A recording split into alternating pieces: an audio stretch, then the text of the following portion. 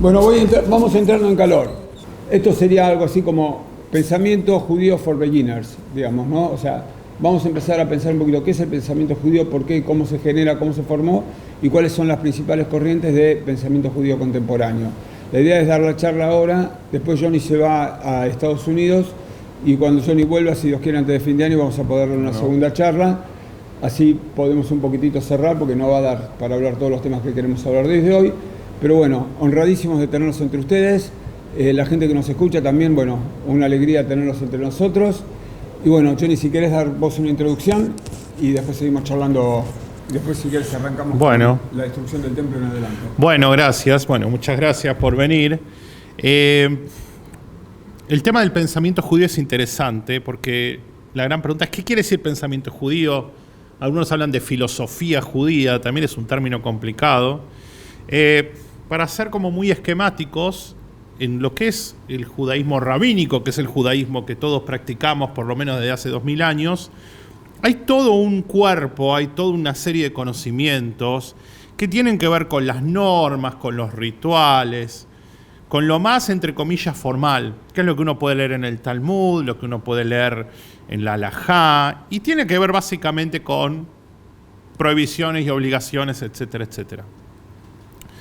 Pero prácticamente al mismo tiempo que se conforma todo ese cuerpo jurídico, digamos, de las normas, empieza a surgir también diversos autores. Hay mucho debate respecto de quién es el primero. Algunos dicen que fue Filón de Alejandría, otros dicen que en verdad, bueno, lo que escribió Filón no era tan judaísmo, que en verdad puede ser Saadia Gaon, no importa eso, que empiezan a dedicarse a escribir no acerca de las normas o de las cuestiones técnicas, sino acerca de preguntas que en verdad son las preguntas que atraviesan a toda la humanidad, ¿no? ¿Qué es el hombre? ¿Qué es Dios? ¿Qué es el mundo? ¿Qué es el bien? ¿Qué es el mal? Etcétera, etcétera. ¿Qué es la religión? Con la diferencia que en el caso del judaísmo, la mayoría de los pensadores, hay algunos que no, pero la mayoría lo que intenta es tomar a los textos centrales del judaísmo, sobre todo a la Torá, como la base para desarrollar todas estas ideas. Que nuevamente algunos la llaman filosofía judía, otros la llaman pensamiento judío. La realidad es que si uno va a una universidad, por ejemplo en Israel, el nombre que se le da es Mahshevet Israel, que tampoco es pensamiento judío, sería como el pensamiento del pueblo de Israel, ¿sí?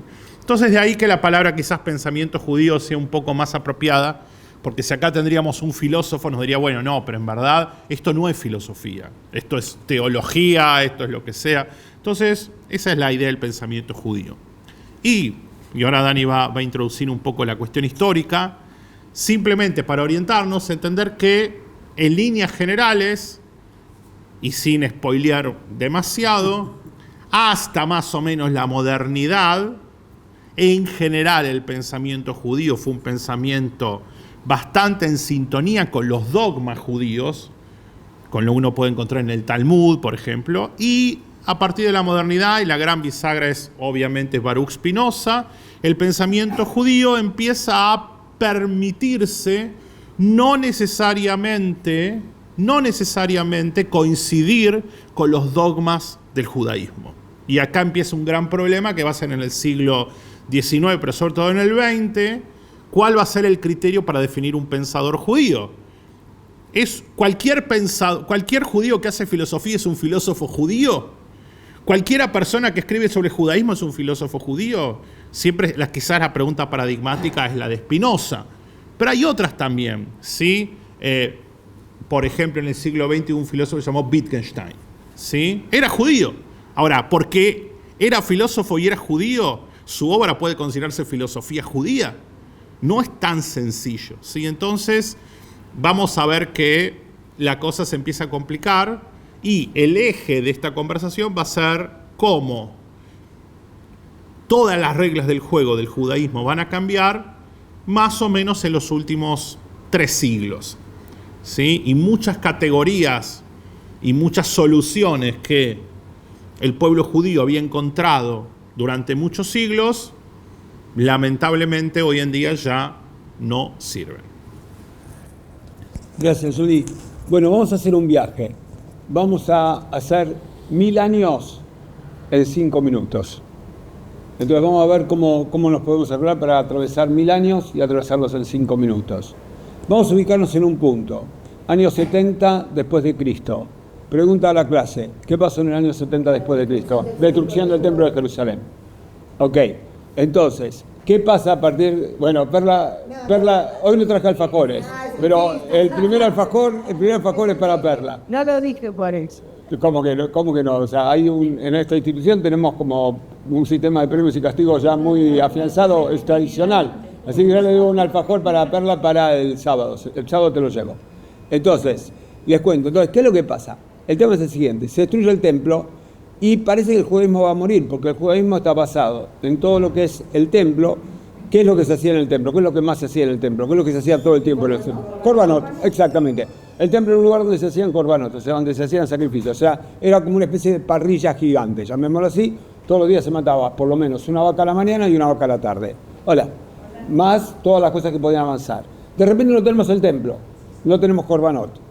Y tenemos un señor que se escapa en un ataúd de Jerusalén unos pocos días antes de la destrucción de Jerusalén.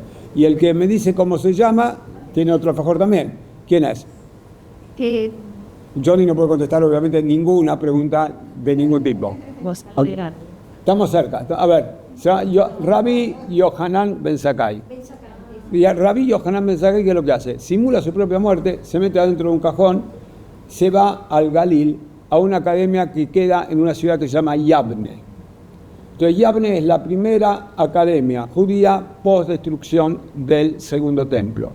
Y Rabbi Yohanan Ben Zakkai tiene que inventar el judaísmo de vuelta. Entonces, ¿qué es lo que hace? Lo primero que hace es, empieza a dictaminar leyes que dicen, bueno, como no hacemos esto, hacemos esto. Por ejemplo, ¿dónde se podía tocar el shofar? En Rosh Hashanah. ¿En qué lugar? ¿Cuál era el único lugar donde se permitía tocar el shofar? En Jerusalén. Entonces, ¿qué hacemos ahora que no tenemos el templo de Jerusalén? O dejamos de tocar el shofar o permitimos tocar el shofar en otro lado. Entonces, Rabbi Yohanan Ben Zakkai va a decir, se puede tocar el shofar en Yavne, por ejemplo, o en cualquier ciudad que tenga un tribunal. Entonces, con ese principio va modificando y va adaptando. De vuelta, no hacemos korbanot. ¿Qué hacemos en los korbanot? Hacemos determinados rezos, lo que va a convertirse en lo que después llamamos nosotros como la amidad. Y así sucesivamente va cambiando cosas. Rabbi Yohanan Ben Zakkai tiene alumnos, 3 alumnos, celebérrimos, Rabbi Yoshua, Rabbi Eliezer y Rabban Gamliel, que a su vez tienen 2 alumnos súper importantes. Uno que se llama Rabbi Ishmael, que es muy importante, y uno que es más importante todavía, que el que me lo dice se ganó otro alfajor. ¿Quién? Rabbi Ishmael es uno, muy importante, pero hay uno que era más importante todavía. Les voy a dar una pista. Exacto, Rabbi Akiva, alumno de Rabbi Eliezer, Rabbi Yoshua y Rabban Gamliel. Rabbi Akiva a su vez tiene 5 alumnos y 25.000 más. Y finalmente llegamos a Rabbi Yehuda Nasi, que es el último de la primera generación. Todos estos sabios que yo nombré se llaman Tanaim y estaban en el Galil. Todavía los judíos no habían ido a Babilonia y escriben, o mejor dicho, todas sus discusiones terminan en un texto judío famosísimo que va a cambiar el criterio de cómo se interpreta la ley judía, que ¿cómo se llama? Casi. No. Pero no. Pero están ahí. La Mishnah. Obvio. La Mishnah. Como bien dijo Shlamit, que se ganó su alfajor también. O sea, hoy voy a terminar endeudado hoy. Entonces, tenemos la Mishnah, el pensamiento Mishnah. La Mishnah básicamente que lo que tiene leyes. No tiene discusiones, pero no tiene muchas discusiones. Tiene muchas más leyes que discusiones. Los judíos ahí se dividen en 2, los que quedan en el Galil y los que van a Babel. Entonces, en Babel empezamos con una serie de generaciones. La primera generación, Rab Ushmuel, 2 celebérrimos rabinos. Rab era alumno y amigo de Rabbi Yehuda Nasi, funda la Academia de Sura, el otro funda la Academia de Pumbedita, y empezamos con Babilonia. Y al mismo tiempo tenemos Israel. Entre el año 200 y el año 500 se escribe lo que hace Susana recién llamó la Guemará. ¿Qué es la Guemará? La Guemará son discusiones. O sea, un rabino dice una cosa, otro rabino dice otra, hasta que finalmente se ponen de acuerdo o no sobre lo que va a decir un texto. Entonces, por ejemplo, que ellos tiran un tema. ¿Se acuerdan cuando hablamos del Yaguanabí? Bueno, ¿cuántas copas se hacen en Pesaj? Por ejemplo, una discusión. Entonces dice, se tienen que hacer 3, otro dice, se tienen que hacer 4. Se tienen que hacer 4, y a ver, ¿en nombre de quién son las 4 copas? Bueno, son el nombre de las 4 matriarcas, por ejemplo. ¿Y en nombre de qué serían 3 copas? Bueno, en nombre de los 3 patriarcas. Y empiezan a citar textos, y empiezan a decir cosas. Y finalmente, todo esto termina a finales del siglo V, principios del siglo VI, con 2 señores, uno que se llama Rabashi y otro que se llama Rabina, que editan la Gemara y forman el Talmud. ¿Qué es el Talmud? El Talmud es Mishnah más Gemara. ¿Ok? Entonces terminó el pensamiento en el siglo VI, los judíos ya casi no están en Israel, los judíos están casi todos en Babilonia. Hay 2 Talmud, un Talmud de Babilonia y un Talmud de Israel. El Talmud de Israel se escribió en el Galil y sin embargo, ¿cómo se llama? Talmud como Yerushalmi. ¿Okay? Lo cual demuestra que los judíos quieren hacerle un homenaje a Jerusalén, ciudad que está sola, triste y abandonada y destruida. ¿Okay? O sea, en realidad el Talmud Yerushalmi se escribe en el Galil y el Talmud Babli se escribe en Babel, en las 3 academias más famosas, Sura, Pumbedit y Nahardea. Entonces, con ese contexto, el judaísmo de repente está vivo.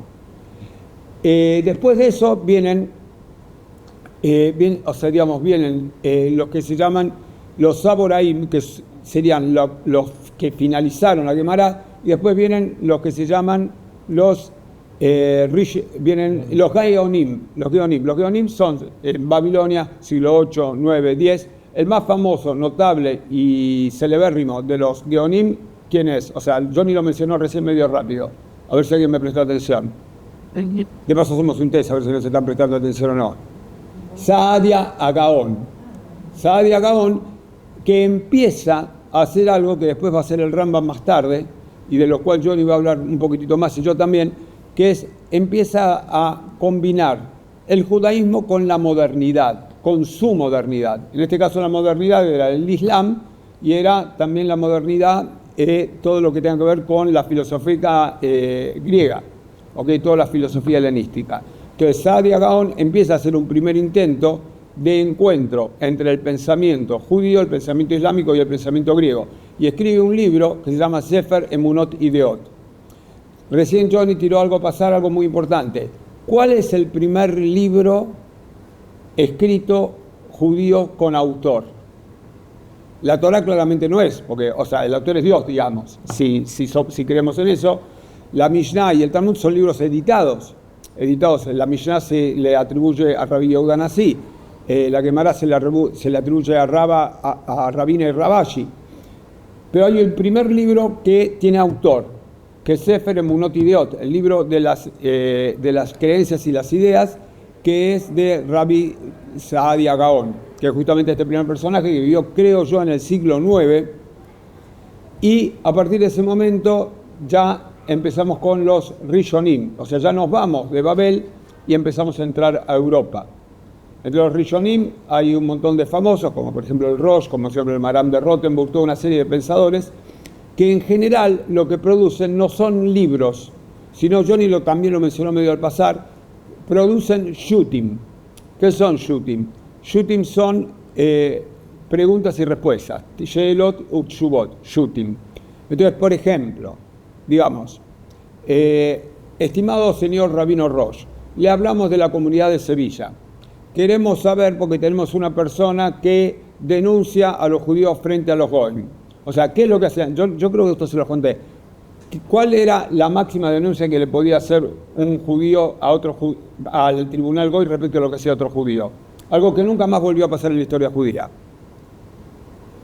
Evasión de impuestos, por ejemplo. O sea, yo soy un judío y veo que, por ejemplo, Perla no está pagando los impuestos.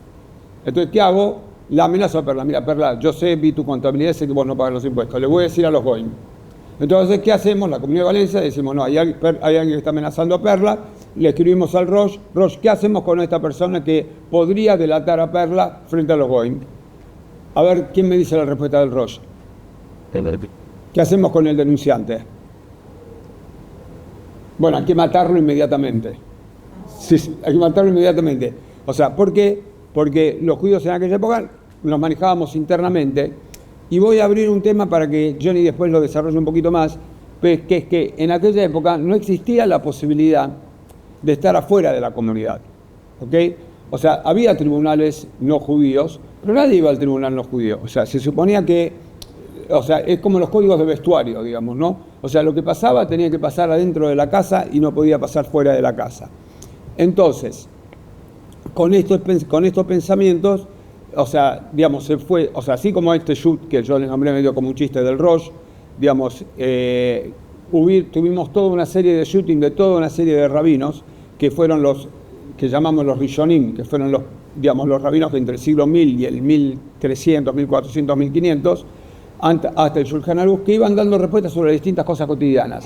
Hay más de 5000 responsas, ¿ok? Y cada responsa era sobre un tema distinto. O sea, por ejemplo, el Rambam era un contestador de responsas. El Rambam vivió en el siglo XIII. El Rambam, por ejemplo, yo leí hace poco y era bastante liberal en algunas de las cosas y tenía bastante, o sea, algunas respuestas eran muy de izquierda o liberales y otras eran muy de derecha. Por ejemplo, el Rambam era muy fuerte en el tema de que había que sostener que si una mujer se había divorciado y después el marido se arrepentía y le quería sacar el get, hay varias respuestas del Rambam diciendo que si el marido tiró el get, ya está. La mujer tiene otros hijos con otra persona o se casó con otro tipo y no se puede hacer nada. Otros rabinos no hubieran pensado lo mismo, el Rambam fue muy contundente en eso. Pero así como era muy contundente en eso, de repente, en todo el tema con la relación con los cristianos, el Rambam era muy contundente en contra, digamos, ¿no? Y con todo el tema de todo el tema del sexo y demás era muy riguroso. El Rambam, por ejemplo, amaba a los musulmanes, odiaba a los cristianos. En cambio, por ejemplo, el Rambam consideraba que la religión islámica era una religión monoteísta, por lo tanto una religión con la cual podíamos comerciar. Entonces, todas las cosas que uno tiene prohibido hacer con Obdei Kohabim, o sea, con idólatras, el Rambam permitía hacerlas con musulmanes, no permitía hacerlas con cristianos. Entonces, con todo este bagaje, vamos a llegar al Rambam. ¿Querés hablar vos un poquito del Rambam o querés que yo sintetice el Rambam en un minuto? Ahora sí vamos a la parte moderna. Bueno, entonces, sintetiza el Rambam en un minuto, así mi Javier empieza a hablar un poquitito del tema específico de la charla de hoy. El Rambam básicamente era un racionalista. Y el Rambam era un tipo que sin querer sacar los pies del plato, o sea, sin querer decir, por ejemplo, la Torá la escribieron los hombres y no la escribió Dios, por ejemplo, que el Rambam jamás iba a decir eso, el Rambam sí llevaba el texto a su máximo nivel de racionalismo posible. Gran innovación del Rambam. Cuando decimos que Dios creó el mundo en 7 días, no es que queremos decir que el lunes, el martes, el miércoles, sino es una metáfora. Cuando decimos que Moisés abrió las aguas del Mar Muerto, del Mar Rojo, no es que Moisés las abrió efectivamente, sino que es una metáfora para imaginar. Cuando decimos las manos de Dios, los pies de Dios, la cabeza de Dios, no es que Dios tiene manos, pies o cabeza, sino que Dios es una cosa que nosotros no podemos entender y el ser humano para poder hablar, porque la Torá habla con el lenguaje de los hombres, entonces le damos lenguaje humano. Pero no es que es cosas del lenguaje humano, son cosas del lenguaje divino, o sea, como que Dios es algo que está más allá de nuestra posibilidad de comprensión. Con lo cual, el Dios del Rambam pasa a ser un Dios abstracto, un Dios al cual llegamos racionalmente. La vida es un concepto racional. El Rambam considera que es muy abierto para recibir gente, o sea, el Rambam no es un tipo que te va a decir tenés que cumplir todas las mitzvot, el Rambam te va a decir tenés que ser inteligente. Okay, si sos inteligente, formás parte del mundo del Rambam, seas de la fe que seas. Si no sos inteligente, estás afuera del mundo del Rambam, hagas lo que hagas.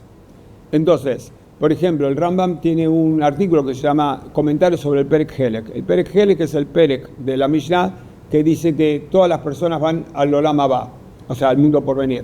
Entonces el Rambam dice que todas las personas van al Olam Haba, pero que en realidad no tenemos que usar el mundo por venir como un estímulo para que la gente se porte bien. O sea, lo podemos usar para que la gente se porte bien, pero el verdadero estímulo para que la gente inteligente se porte bien no tendría que ser una promesa de un mundo mejor, sino tendría que ser la propia bondad de la propia acción. ¿Ok? O sea, como que... Y un último concepto que es súper importante. Si se olvidaron de todo lo que dije en la clase, pero se acuerdan de este concepto, está bien. El judío no tenía posibilidad de salir del sistema. ¿Ok? Si un judío no quería ser judío, no podía no ser judío, porque no había otra opción, porque no había otro lugar que lo recibieran. O sea, podía convertirse al cristianismo o al islamismo y irse. Pero no había posibilidad para ambigüedades en este momento. ¿Ok? El judío, si quiere vivir de algún modo, tiene que ser judío. Entonces no existe la posibilidad de cuestionarte si estos son mis jueces, si estas son mis autoridades, si estas son mis mitzvot. Nadie pensaba en nada. Hay que hacer esto, se hace esto. ¿Ok? Y eso fue el pensamiento judío entre la destrucción del templo y lo que les va a contar a Johnny. Espero haber sintetizado 1000 años con alegría. A ver, Johnny, ¿qué pasa después de estos 1000 años? Wow. Primero destaco tu poder de síntesis. Sí, salté todo. Está muy bien. No, pero está bien. Es un paneo muy bien. Gracias, Javier. La realidad es que hasta la modernidad hay muchas fechas que hablan de la modernidad. Para los judíos, esencialmente, la modernidad tiene que ver primero con la expulsión de los judíos de España, 1492, porque ahí cambia todo el mapa judío. Los judíos sefaradim, cultura que, por ejemplo, engendró a Rambam, a Ramban, a Nachmanides, a la Kabbalah, a la Halajá, se dispersan por los 4 rincones de la tierra, van a Medio Oriente, van a Israel, van al norte de África, etcétera, etcétera. También es un momento donde, por un montón de razones, las comunidades judías de Europa del centro emigran hacia el este. La época de oro del judaísmo en Polonia, por ejemplo, las Keilot, cambia todo el mapa judío. Pero lo más interesante es que a partir del descubrimiento de América con Colón, etcétera, etcétera, un montón de cuestiones, lo que va a suceder, sobre todo en Europa, y digo Europa porque el pensamiento judío moderno, guste o no guste, surge en Europa, porque Medio Oriente todavía se va a manejar en gran parte de forma medieval, por lo menos hasta el siglo XX o mediados del siglo XIX, es que por un montón de causas sociales, políticas y económicas, la Iglesia cae como poder central. Y empiezan a surgir lo que llamaríamos el famoso Estado moderno, los estados laicos, etcétera, etcétera. Y vieron esta ley en política que es: el enemigo de mi enemigo es mi amigo. Todos los gobiernos que se oponen a la Iglesia, pensemos por ejemplo en 1789 la Revolución Francesa, etcétera, etcétera, todo este movimiento que proponen estados seculares o donde la Iglesia tenga un poder muy mínimo, dicen, ¿cuál fue el gran perseguido de la Iglesia? Los judíos. Vamos pues entonces a integrar a los judíos. Empieza un momento histórico, sobre todo en lo que llamaríamos Europa occidental, Alemania, Francia, sí, Italia, Inglaterra. Europa oriental es otra historia. Y recién la modernidad va a llegar a Europa oriental ya casi a mitad del siglo XIX, con la revolución, sobre todo con la revolución rusa. Surge una serie de estados, de reinos, de imperios, como le puedan llamar, que a los judíos les va a permitir ser ciudadanos de ese país o ese estado, lo cual pareciera maravilloso, pero la letra chica del contrato es que la condición para volverte un ciudadano pleno, guste o no guste, va a tener que ser dejar un poquito de lado las costumbres propias, ¿sí? Es decir, este va a ser el gran dilema de los judíos durante muchos siglos. Si me adapto, pierdo cosas de mi herencia. Pero tenemos que ir un pasito atrás, no mucho. Porque, como bien dijo Dani, el Rav Dani, durante toda la Edad Media, los que llamaríamos los filósofos judíos, ya sean los racionalistas o empiristas, como por ejemplo Maimónides o Ciudad de Agón, o los más místicos o idealistas como Yehuda Levi, Hasdai Crescas, etcétera, etcétera, siempre estuvieron dentro del paradigma del dogma judío. Es decir, siempre se manejaron sobre la premisa de que, ya sea de forma literal o de forma alegórica, la Torá tiene razón y el Talmud tiene razón.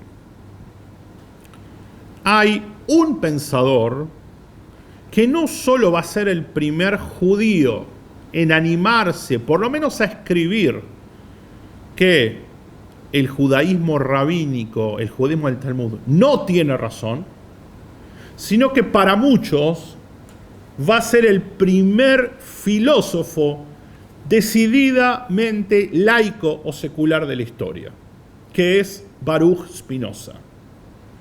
Los filósofos previos a Spinoza, como por ejemplo René Descartes, si bien eran racionalistas, por temor a lo que le pase al pobre de Giordano Bruno, que terminó en la hoguera, Descartes, por ejemplo, va a hablar del intelecto, ¿sí? Pienso, luego existo, luego general, y al final pone, y el garante de todo es Dios.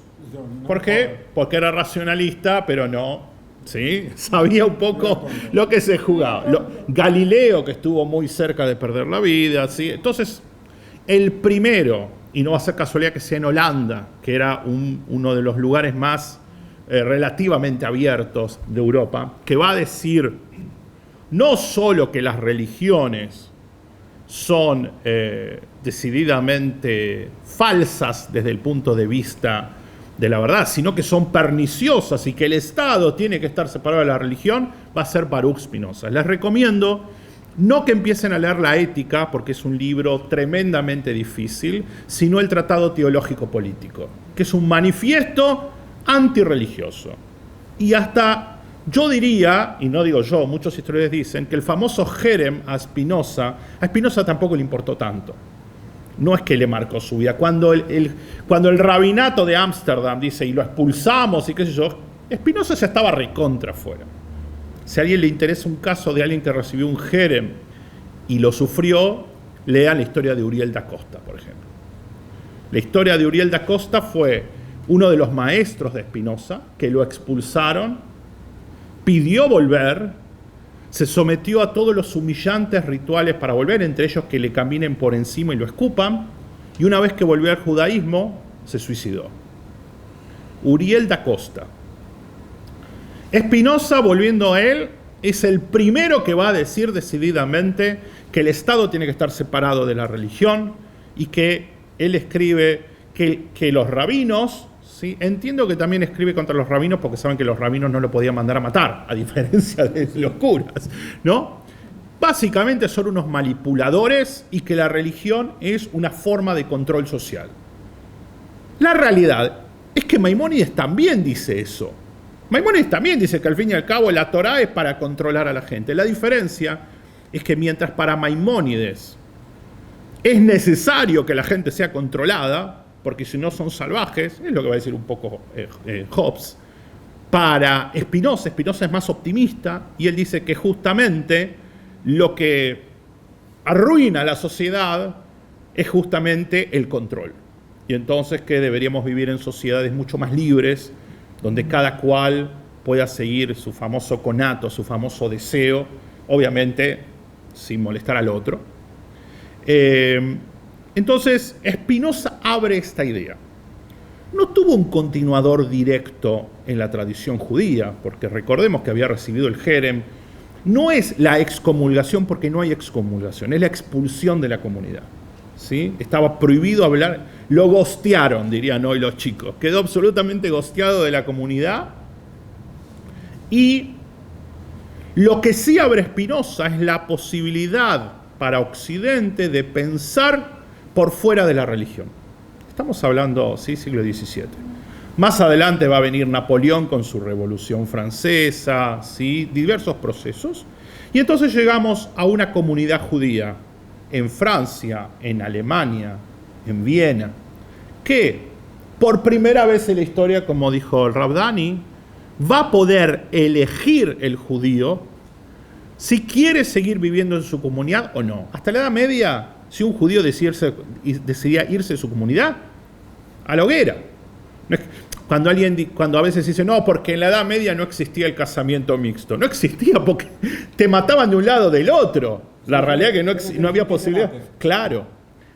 Empieza a surgir la idea de que el judaísmo ya no es una imposición, sino que es, a fin y al cabo, una elección. Y cae el rol del rabino como el juez de la comunidad. Porque una de las premisas del Estado moderno va a ser que la ley es la ley nacional o gubernamental o estatal, independientemente de la religión de sus ciudadanos. Entonces la pregunta es, ¿cuándo era más fácil ser judío? ¿En la Edad Media o en la modernidad? Y no es una pregunta sencilla. Nadie va a decir que los judíos en la Edad Media la pasábamos bárbaro. No, recordemos las cruzadas, ¿sí? la expulsión, la Inquisición. Pero ser judío en la Edad Media era mucho más difícil, pero más simple. ¿Qué era ser judío en la Edad Media? Hacer lo que el rabino me diga que tengo que hacer. Esa era la vida judía. Ok, es una buena pregunta. No, pero está muy bien la pregunta. La diferencia, creo yo, es que si hoy en día, supongamos, si vos, un rabino te dice tenés que comer kasher, vamos a ir a la Edad Media, supongamos que vos no querés comer kasher. Si vos no querés comer kasher en la Edad Media, o no querés respetar Shabbat, te tenés que ir de la comunidad, porque todos respetan kasher, respetan Shabbat. Ahora, ¿a dónde vas a ir? Sí, al medio de la montaña, claro. Hoy en día, si vos no querés comer kasher, número uno, el rabino no te va a obligar, no va a llamar a la policía, ni en Israel, porque en Israel el rabinato, y esperemos que siga siendo así por mucho tiempo, no tiene el poder coercitivo hacia las personas. ¿Qué quiere decir? A mí en Israel no es una teocracia. A mí nadie me obliga a comer kasher en Israel o a respetar Shabbat. En todo caso, el debate puede ser si, por ejemplo, tienen que haber medios de transporte públicos en Shabbat o no. Pero si yo, salvo que hable de Mea Shearim en Yerushalayim, si yo quiero ir con mi auto en Shabbat, al menos a priori, nadie me lo puede impedir. Entonces, sí. En los hospitales, obligatoriamente la comida es Bien, pollo. Claro. Bien, es una buena cuestión. Ahora, creo yo que la pregunta es por la negativa, es decir, ¿cuál sería la consecuencia de que yo no coma kosher? ¿No? Entonces, se abre un abanico de posibilidades donde ser judío en la modernidad va a ser más fácil, pero más complejo. Es decir, va a ser más fácil en el sentido que en la mayoría de los países, por lo menos de Europa Occidental y después de Europa Oriental, pero vamos a centrarnos siglo XIX, por ejemplo, Europa Occidental, no va a haber, al menos desde la formalidad, una persecución hacia los judíos, pero por otro lado van a haber una serie de posibilidades donde el judío tenga que preguntarse ¿qué hacer? ¿Voy a la yeshive o voy a la universidad? El viernes a la noche, ¿voy al shil o voy a la ópera? Me caso con la hija de mi vecino Yankele, que la conozco, que somos chiquitos, o me caso con mi compañera de la facultad. Este tipo de dudas o de dilemas va a ser relativamente nuevo. Y entonces va a surgir, esencialmente, van a haber dos respuestas extremas y una serie de propuestas intermedias. Una propuesta es lo que se conoce como el asimilacionismo. ¿Qué decía el asimilacionismo? El judaísmo es una religión antigua que ahora, con la entrada en el mundo moderno, ya debe de ser dejada de lado. No importa cuál es mi familia o cuáles son mis ancestros, yo ahora que el Estado francés me dice sos francés, no necesito mantener las tradiciones, no necesito vestirme como judío, no necesito comer kasher, no necesito vivir con judíos. Yo ya no soy más judío, ahora soy francés, alemán, etc. Ese es el movimiento asimilacionista. Contra el movimiento asimilacionista surge la propuesta de si justamente antes de la modernidad estábamos bien, intentemos recrear la vida premoderna, armémonos nuestro propio gueto, que son las propuestas que hoy podríamos llamar ultraortodoxas, etc. ¿Sí? En el medio van a surgir determinadas propuestas como pueden ser las corrientes religiosas, el reformismo, el conservadurismo. Como esta charla no es sobre corrientes religiosas, sino sobre pensamiento judío, lo que ahora voy a traer es, por un lado, las propuestas de, para muchos, el gran padre de la emancipación y el iluminismo judío, que fue Moisés Mendelssohn, y a partir de ahí pensar un poco cómo, sobre todo fines del siglo XIX y principios del XX, surgieron una serie de ideas que intentan responder siempre a la misma pregunta, que es cómo ser judío en un mundo que, lo cual es una anormalidad total, me acepta y me recibe con los brazos abiertos. Irónicamente, el mayor problema para el judaísmo surgió cuando nadie persiguió a los judíos. Es una gran ironía, pero en nuestro pueblo la peor amenaza que enfrentamos, y después vamos a hablar de lo que escribe Heschel, es que nos quieran. Que nos quieran. Porque ahí empiezan los problemas. Cuando yo a la única escuela que puedo mandar a mis hijos es a la escuela hebrea, porque en la escuela no hebrea le van a enseñar catequesis, no hay opción. Cuando el único club que puedo mandar a mis hijos es al club judío, porque en el otro no aceptan judíos, no hay problema. El problema es cuando sí lo aceptan. Y cuento una anécdota y ahora, Dani, te doy la palabra. Vale. En una comunidad en la cual trabajé algún tiempo, en la ciudad, estaba el Jockey Club, muy exclusivo y demás, que hasta los años 60, 70 y creo que 80, no aceptaba judíos. Explícitamente. No aceptamos judíos. Lo cual llevó a que se creen clubes de la colectividad. Los tiempos estaban cambiando, había terminado ya el proceso militar, ya es como que nos quedaba muy bien que un Jockey Club diga no aceptamos judíos. Dijeron, bueno, ¿sabes qué? Para que nadie nos haga ningún juicio, vamos a borrar esto, ya está. Total. ¿Qué pasó al día siguiente? Todos los judíos se anotaron en el Jockey Club. Fue el hindú, ¿Sí? Exactamente. Hay algo que como pueblo judío siempre está en tensión, y es que, y lo vemos sobre todo, por ejemplo, después del 7 de octubre, cuando nos sentimos atacados nos juntamos. Cuando se aquietan las aguas nos disgregamos. Y la gran pregunta entonces del pensamiento judío va a ser, ¿cómo ser judío en un mundo que no me ataca? Sino que al revés me está diciendo, vení, estás invitado.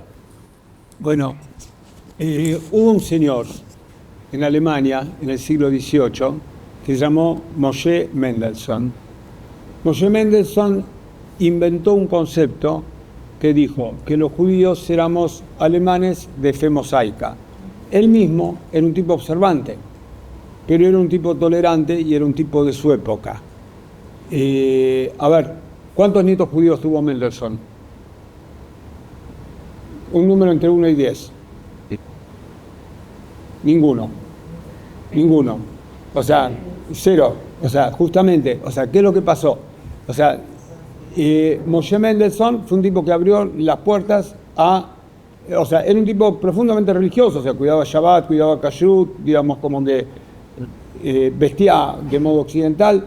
Bueno, Mendelssohn es teóricamente el primer tipo que abre la puerta para que el judío pueda formar parte de su sociedad orgulloso. Me acuerdo que hasta en el colegio secundario estudiamos una poesía de Mendelssohn que se llamaba Noach Pesel Apolo, o sea, una poesía para Apolo, escrita por un judío diciendo, bueno, en realidad vos sos el Dios de la fuerza y nosotros los judíos... Bueno, 50 años después de Mendelssohn, el 50% de la población judía había dejado de ser judía. O sea, no solamente, o sea, digamos, como nada, o sea, los nazis eliminaron 1/3 de la población judía. El iluminismo eliminó el 50% de la población judía. Entonces, 50 años, o sea, por ejemplo, oyeron hablar de un músico que se llama Felix Mendelssohn, por ejemplo, el nieto de Moshe Mendelssohn, ¿ok? Cristiano, convertido, o sea, digamos, como que se fue. ¿Ok? Entonces, ¿qué es lo que pasa? Hacia finales del siglo XVIII, principios del siglo XIX, los judíos nos enfrentamos con ¿qué hacemos para seguir siendo judíos y seguir siendo modernos? Y a partir de ahí empiezan a aparecer distintas respuestas. El lugar donde aparecen las preguntas y donde aparecen las respuestas se llama Alemania. O sea, como que todos los señores que yo voy a nombrar a partir de ahora son tipos que hicieron su filosofía en Alemania. El primero, digamos, contemporáneo a Kant, este es famoso, es un señor que se llama Hermann Cohen. En la universidad ganó un premio súper, digamos, el que sacó el segundo premio había sido Kant.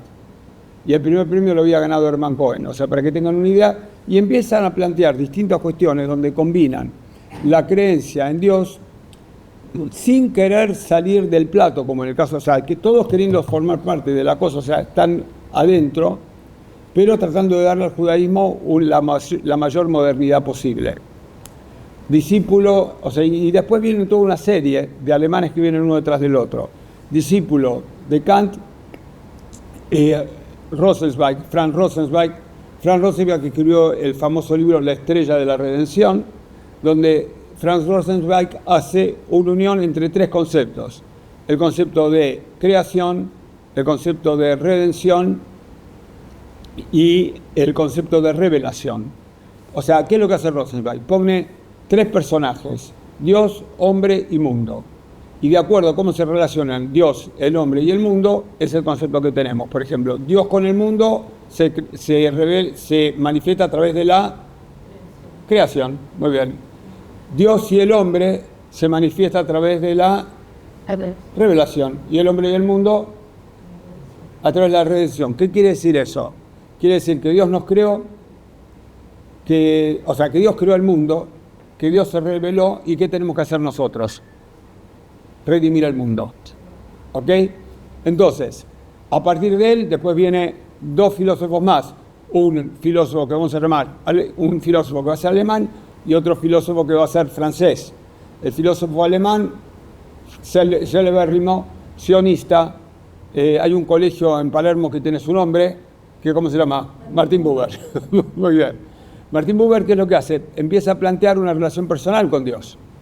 ¿Ok? Y empieza a hablar del otro, y empieza a hablar de él mismo, y de que cuando nosotros nos referimos a Dios, tenemos que darle una entidad, no objetizarlo, sino tratarlo como si fuera algo equivalente a mí de algún modo. Digamos, por eso el famosísimo libro de Buber, ¿cómo se llama? Youtube, exactamente. O sea que es el modo en donde él concibe las relaciones con Dios. Y después aparece, a continuación, y siguiendo esta misma idea, un señor que se llama Levinas, ¿okay? Que es francés, que muere hace poquito.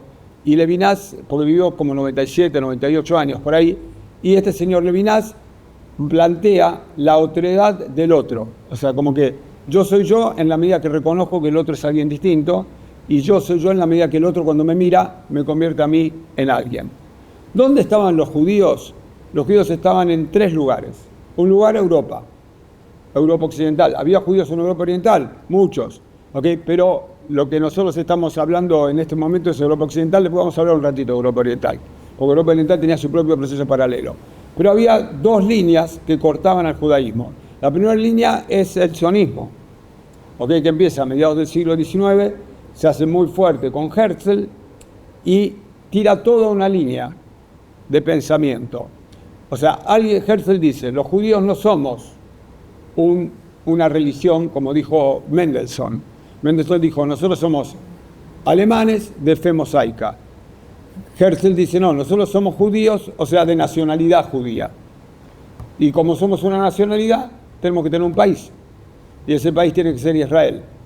Entonces, con eso corta la línea de pensamiento judío, porque ya, por ejemplo, un tipo como Rosenzweig, o un tipo como Mendelssohn, o un tipo como Hermann Cohen, piensan que el judío tenía como misión transmitir su conocimiento en los lugares donde estaba. Éramos el pueblo universal, el pueblo que estaba en todos lados y que transmitía su cultura expandiéndose en un lugar y en otro. Herzl dice todo lo contrario. No, nosotros no somos un pueblo universal, no somos mejores que nadie tampoco, pero tenemos que tener un lugar. Entonces se produce el primer debate. Pero aparece un segundo lugar al cual los judíos también hacen alianza, que ¿cómo se llama? Queda cerca de donde estamos nosotros, pero más al norte. Exactamente, América, vamos a llamarlo así. ¿Ok? De los judíos, de repente, ¿qué pasa? New York, por ahí. Entonces, ¿qué es lo que pasa? Entonces, como que se empiezan a generar varios judaísmos con varias cuestiones diferentes. Estados Unidos pasa a ser como la meca del judaísmo, un lugar donde los judíos podían vivir su judaísmo y lo vivían con mucha más naturalidad y con muchos menos problemas que lo vivían en Europa. En Europa, para el judío, estar con un goy era como una contradicción, porque aparte, ¿cómo? Ustedes que se van a casar con nosotros, qué sé yo. En América no existía ese problema. El judío podía estar abierto para hacer los negocios y cerrado para lo social. ¿Ok? Como que habíamos encontrado como el equilibrio. O sea, los judíos, hoy, muchas veces nosotros queremos decir, bueno, yo soy abierto para esto. Yo vendo departamentos, por ejemplo, le vendo a judíos y a goy, no tengo problema, al contrario, cuando más vengan a comprarme departamentos mejor. Ahora, ¿con quién quiero que se casen mis hijos? Bueno, ahí ya me cuesta un poco. Ahí no sé si soy tan abierto. ¿Ok? En Estados Unidos no existía ese problema. Para lo que querían ser abiertos eran abiertos, para lo que querían ser cerrados eran cerrados. Arman colegios, arman escuelas, arman sinagogas, nadie los persigue. Entonces empieza el debate. ¿Cuál es el mejor lugar para vivir a los judíos? Si el lugar para vivir a los judíos es, como decían los filósofos judíos europeos, en Europa, transmitir nuestro conocimiento hacia todo el mundo, ¿okay? Porque nosotros somos como la religión universal del pueblo que está expandido en todos lados y que tiene que transmitir su conocimiento, su fe, su sabiduría, su deseo de redención del cual nos hablaba Rosenzweig. Y quiero estar ahí, o soy un pueblo con una nacionalidad. Yo no tengo nada que ver con los franceses, no tengo nada que ver con los alemanes, soy de nacionalidad judía, entonces tengo que pelear por mi Estado. Tengo que ir a Israel, tengo que fundar, tengo que armarme, tengo que generar mi propia filosofía, tengo que tener mi propio idioma. ¿Ok? No tengo que hablar ni como los franceses porque no soy francés, no tengo que hablar como los alemanes, no soy alemán, soy judío, entonces hablo un idioma que después va a ser el hebreo, que ese es otro debate. ¿Ok? Opción 2. Opción 3. I am an American Jew. Estoy perfecto.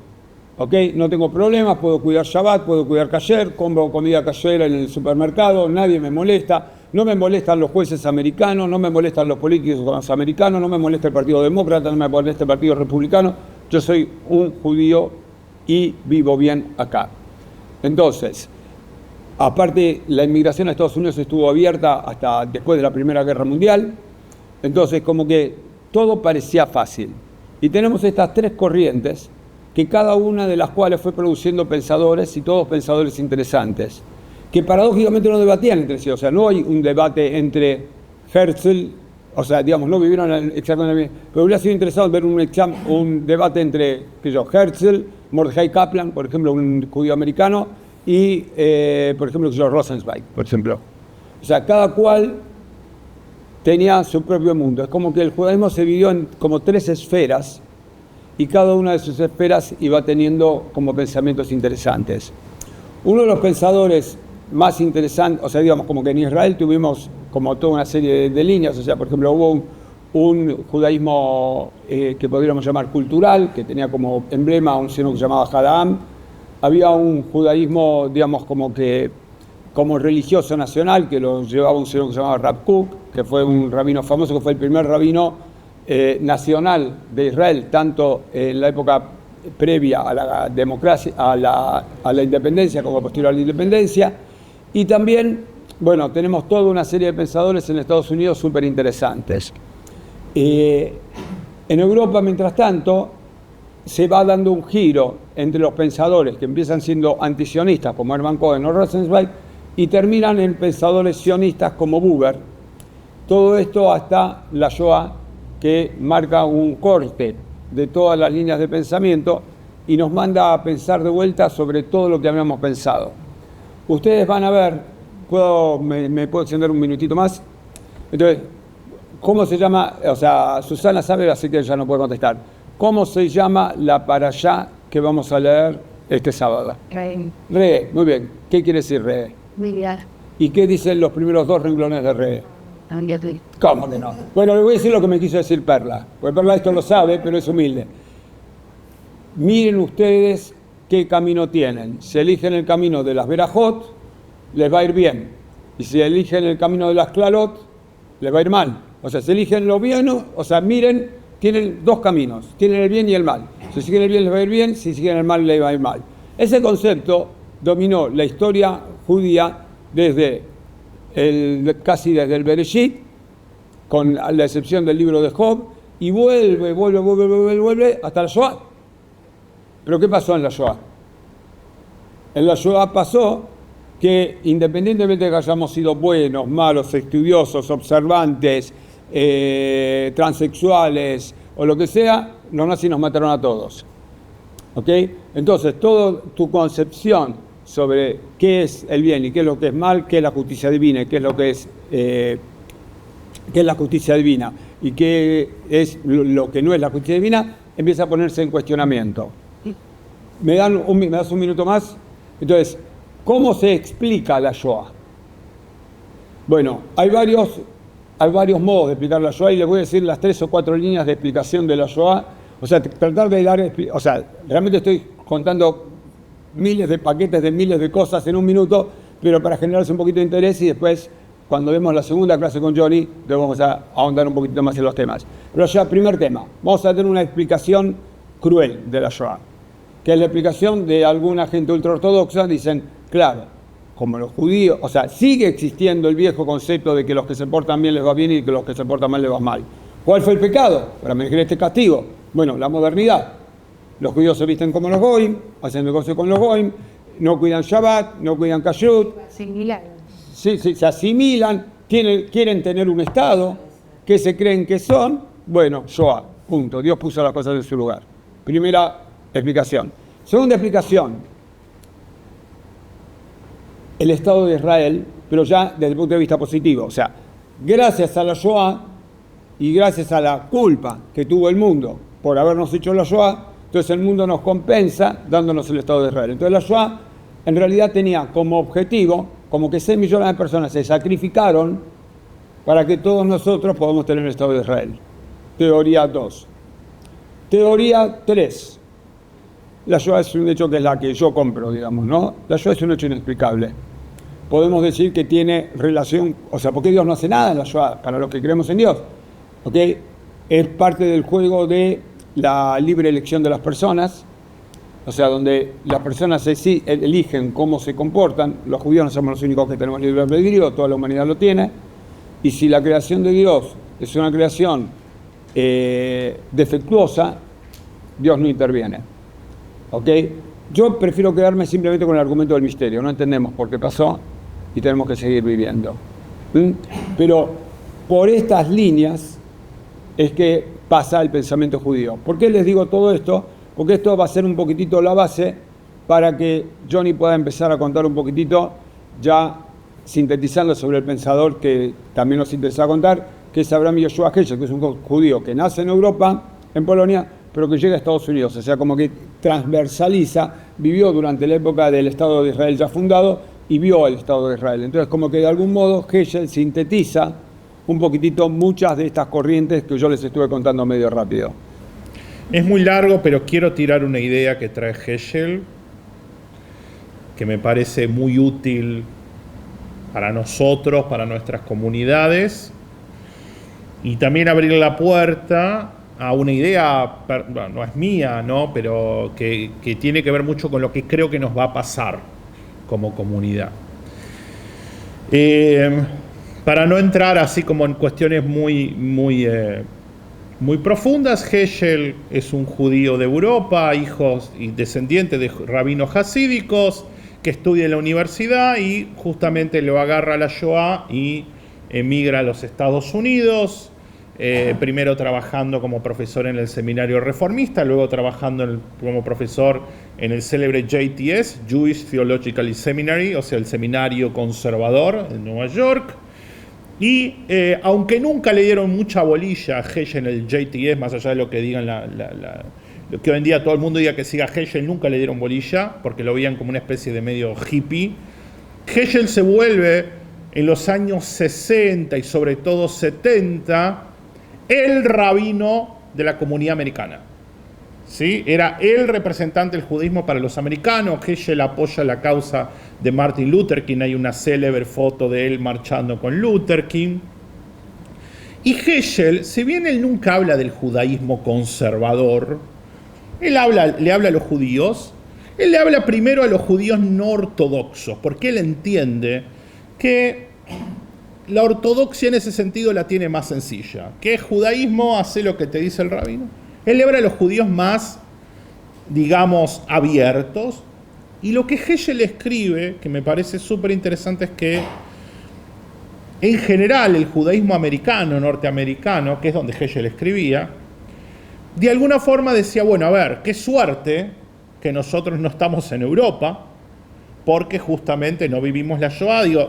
Había una sensación después de la Shoah que ahora pasó lo peor, ahora es el gran florecimiento del judaísmo. Recordemos el famoso baby boom de la sociedad americana de los años 50. Y cuando todos estaban celebrando que terminó la guerra, lo digo de una forma muy simbólica, y todos dijeron, bueno, acá es cuando despega el judaísmo, Heschel dice, ojo, porque justamente hay algo que tenemos los judíos, y es que cuando nos empezamos a sentir cómodos, cuando nos empezamos a sentir libres, es cuando nos empezamos a disgregar de la comunidad. Entonces, lo primero que Heschel reconoce es que el verdadero problema del judaísmo empieza después de la Shoah. Cuando ya en los Estados Unidos, por ejemplo, los judíos pueden, por ejemplo, en vez de vivir todos juntos, se empiezan a mudar a los suburbios, y en vez de mandar a sus hijos a escuelas judías, empiezan a ir a las escuelas públicas, etcétera, etcétera. Entonces Heschel va a preguntarse qué podemos hacer para que estos judíos, que ya no toman a la halajá, a la observancia judía, como algo necesariamente obligatorio, sigan vinculados. La respuesta que va a ofrecer Heschel es una respuesta que le funcionó bastante al judaísmo norteamericano y diría diaspórico también, que es volver a esas preguntas existenciales que Heschel llama teología profunda. ¿Qué es Dios? ¿Qué es el hombre? ¿Qué es la vida? ¿Qué es la Torá?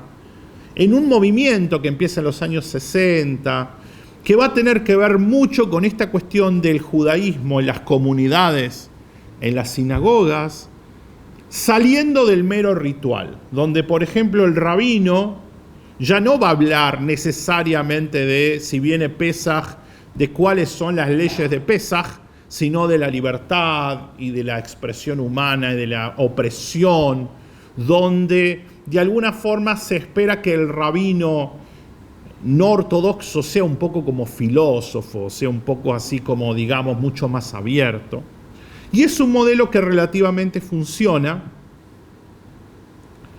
esta postura de Heschel de mantener la tradición, pero darle un nuevo sentido a la tradición. No la tradición por la tradición. Heschel digo una frase que es muy emblemática y ahora abro la puerta para lo que se podría venir. Heschel dice, no hay que hacer una idolatría de las mitzvot.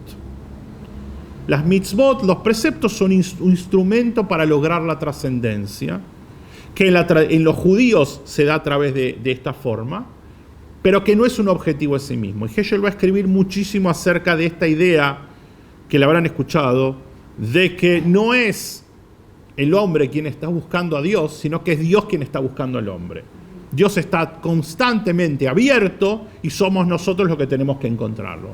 Hay un famoso libro llamado Dios en busca del hombre, que tiene una serie de ensayos. Ahora voy a traer la última idea que va a abrir la puerta quizás para una próxima conversación. Toda esta idea de que estamos en un mundo abierto, libre, y que nuestro desafío es cómo vivir integrados con la sociedad y tenemos que encontrar nuevos significados para integrar, por ejemplo, nuestra tradición judía con los derechos humanos, y que somos al mismo tiempo judíos, pero tenemos que activar en otras causas y que tenemos que encontrar una razón para ser judíos en una época de bienestar, duró hasta el 6 de octubre de 2023. El 7 de octubre, más allá del daño físico concreto, que fue el ataque más terrorífico, el día en que más judíos murieron en un día después de la Shoah, y todo lo que empezamos a leer después, lo que marcó es dos cosas que para mí son clave. Número uno, en Israel, el 7 de octubre, y lo digo y queda firmado, marcó el fracaso absoluto de la izquierda. Todas las propuestas de la izquierda israelí de que se podía negociar, la gente que viene del kibutz eran activistas, la respuesta fue: a vos que sos activista ibas a luchar por el bienestar de los palestinos, el mismo palestino, y estas son historias reales, que vos mismo le diste comida, fue el que después entró en tu kibutz y te mató a tus hijos. Hay una reorientación en Israel hacia la derecha, lo cual implica que mientras que por mucho menos en la guerra de Yom Kippur, nada menos que Golda Meir tuvo que renunciar, va a ser casi un año el 7 de octubre y todavía lo tenemos a Netanyahu en el poder, y más fuerte que nunca, después de las operaciones militares contra Irán y contra Líbano, número uno. Y número dos, una revitalización de la religión. Muchos judíos, después del 7 de octubre, se vuelcan a la religión. ¿Qué pasa afuera de Israel? ¿Cuál era el lugar que era el símbolo de la integración judía y de la protección a los judíos en el mundo? Estados Unidos. Después del 7 de octubre empieza a haber un movimiento que empieza definiéndose como antisionista y cada vez más toma rasgos claramente antisemitas y antijudíos con cada vez manifestaciones más violentas, que empieza a hacer que los judíos norteamericanos se empiecen a replantear, primero, a quienes estuvieron apoyando. El caso más concreto es el movimiento Black Lives Matter, ¿sí? El de los movimientos por las minorías afroamericanas, donde mientras que muchos judíos habían activado para apoyar este movimiento, estos movimientos abiertamente apoyan a Hamas. Hace poco, cuando fue Netanyahu a hablar al Congreso, en las afueras del Congreso, en Washington, estaban quemando banderas norteamericanas e israelíes con banderas de Hezbollah. Toda la idea de que, número uno, el judío en la diáspora occidental está seguro, y número dos, que parte de la tarea judía del Tikkun Olam es comprometerse con otras causas, quedó en absoluto ridículo.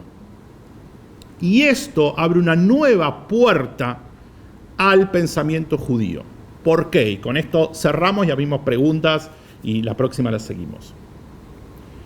Porque ahora el judaísmo de derecha religiosa le está diciendo al judaísmo progresista: ¿ves que te equivocaste?